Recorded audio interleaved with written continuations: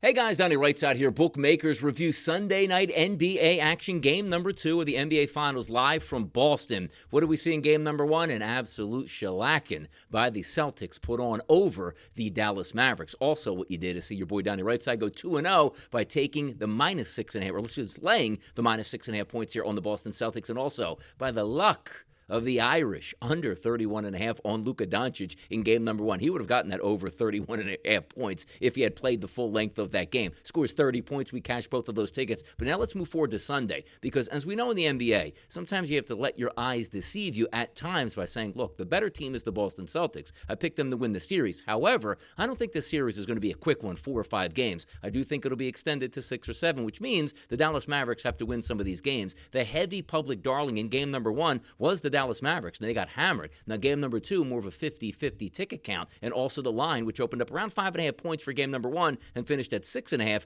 We're now taking a look at a game at 7 to 7.5, depending where you're shopping at. But if we're taking a look at this game honestly, I didn't like what I saw of the Dallas Mavericks. Changes will be made. Luka Doncic had a lot of usage in that, but does be able to get a little bit more efficiency out of his play. Better three-point shooter here, yes. Under 50% from the floor, that has to improve. But Kyrie Irving also has to show up. I believe they will, though, in game number 2, to be honest. So we're going to take the plus 7 points in a little bit of a zigzag theory here on the Dallas Mavericks. They're not as bad as you saw in game number 1, and also the Boston Celtics aren't as good as you might have saw in game number 1. So as we flip it over to game number 2 on Sunday night, I'm also going to flip back. I went under Luka Doncic 31.5 points here in game number 1. I'm going to actually go game number 2 over for Luka Doncic at 31.5 points. He should have gotten that in game number 1, and I think he's going to be even more efficient in game number 2.